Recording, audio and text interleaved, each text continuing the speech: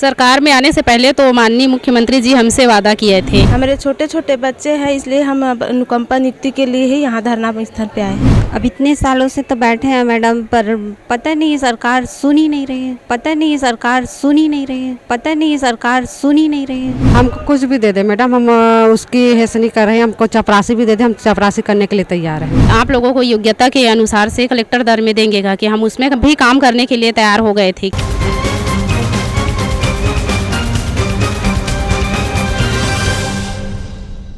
एक सरकारी कर्मचारी के गुजर जाने के बाद उनकी फैमिली को कितनी सारी तकलीफ़ों का सामना करना पड़ता है, ये हम सभी भली भांति जानते हैं, क्योंकि वो अपने परिवार में एक लौते या फिर एक ऐसे सदस्य होते हैं जो अपने परिवार को पूरा तरीके से चलाते हैं। उनका सारा बोला जाए तो उनके ऊपर सारा परिवार का बोझ उन्हीं के ऊपर रहता है। लेकिन अगर वो चले जाते हैं, अपने परिवार को छोड़कर बिछड़ जाते हैं, उनका देहांत हो जाता है, तो उसके बाद उनके परिवारों को कितने मुश्किलों का सामना करना पड़ता है, ये सभी अच्छे से जानते हैं। लेकिन मेरे पीछे जो आप ये महिलाएं देख रही हैं, आज यहाँ जुटी हैं, ये पिछले 5 सालों से लगातार प्रदर्शन कर रही हैं, हड़ताल कर रही है, लेकिन सरकार इनकी बातें नहीं सुन रही है।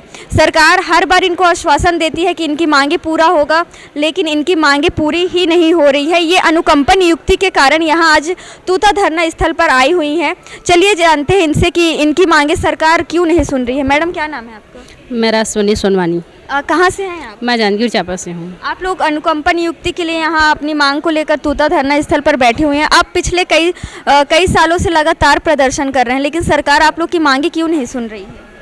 सरकार में आने से पहले तो माननीय मुख्यमंत्री जी हमसे वादा किए थे कि मेरी सरकार बनाओ, फिर आप लोगों का मांग हम लोग पूरा करेंगे। लेकिन अभी तक आज 5 साल हो गए, हम लोग 5 साल में लगातार आंदोलन करते करते आ रहे हैं। पहले पूरे जितने भी विधायक हैं, मंत्री हैं, सबको आवेदन दिए थे। जब मंत्री जी विधायक बना उसके बाद में मंत्री बना तब, और आज तक आंदोलन करते करते आ रहे हैं, लेकिन अभी तक हम लोगों का मांग पूरा नहीं हुआ है। अब सरकार हमसे लावाही करते आ रही है 5 सालों में। अभी भी हम लोग 11 महीना लगातार हड़ताल में बैठे थे, लेकिन हम लोगों को तो मौखिक आश्वासन दे दिया गया था, लेकिन फिर भी वो मांग पूरा नहीं किए। इसलिए फिर से एक बार आंदोलन में बैठने के लिए हम लोग बाध्य हो गए हैं। तो मेरे साथ और भी हैं, इनसे जानते हैं कि इनका क्या कहना है इस मैटर में। क्या नाम है आपका? मालती ध्रुव। कहाँ से हैं आप? रायपुर जिला से हूँ, गायत्रा से। तो आप बताएं कि सरकार आप लोग की मांगे क्यों नहीं सुने, क्योंकि आप लोग लगातार प्रदर्शन पर बैठे हुए हैं। लगातार कई मंत्रियों को भी आप लोगों ने पत्र लिखा है इसके बारे में, लेकिन उसके बावजूद भी सरकार आप लोग की बातें नहीं सुन रही है। ऐसा क्यों? मुख्यमंत्री सर जी ने अभी तक हमारा कोई नहीं किया है। हमारे छोटे छोटे बच्चे हैं, इसलिए हम अब अनुकंपा नियुक्ति के लिए ही यहाँ धरना स्थल पे आए हैं। तो आप ये अनुकंपा नियुक्ति किसके बेस पर, मतलब आप अपने पति के बेस पर?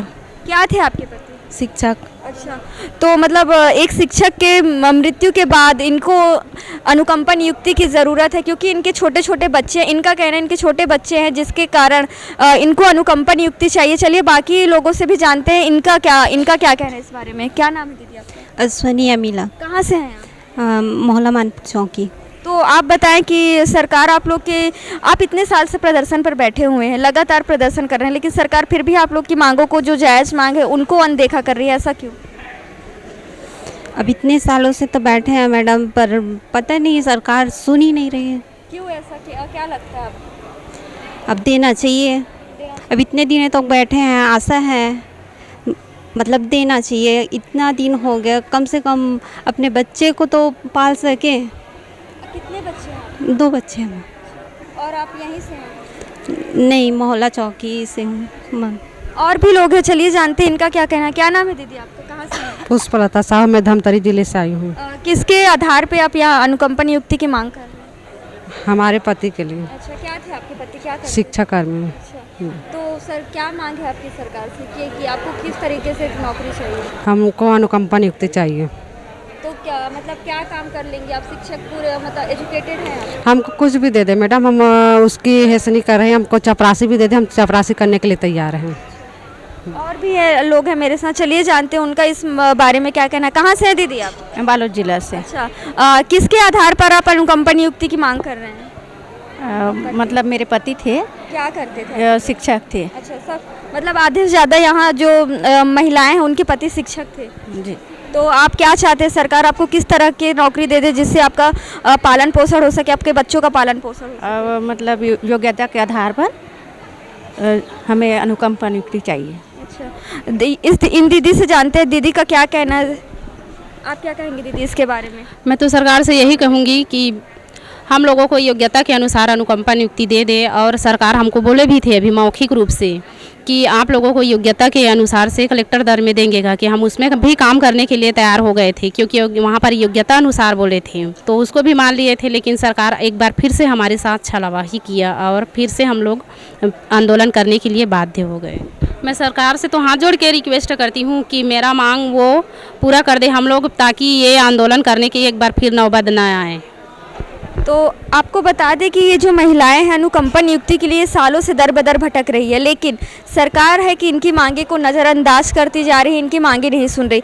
यहाँ जो है बहुत दूर दूर से महिलाएं आए हुए हैं जो अपने पति के बेस पे, अपने पिता तो कोई अपने भाई के बेस पे सरकार से अनुकंपा नियुक्ति चाहता है, लेकिन सरकार इनकी मांगे कब तक सुनेगी यह देखना होगा। आने वाले कुछ ही दिनों में विधानसभा चुनाव है और आचार संहिता लगने वाला है। क्या उससे पहले सरकार इनकी मांगे सुनता है या पिछले सालों की तरह अनदेखा कर देता है? कैमरा पर्सन अजहर के साथ में शारदा काछी, रायपुर।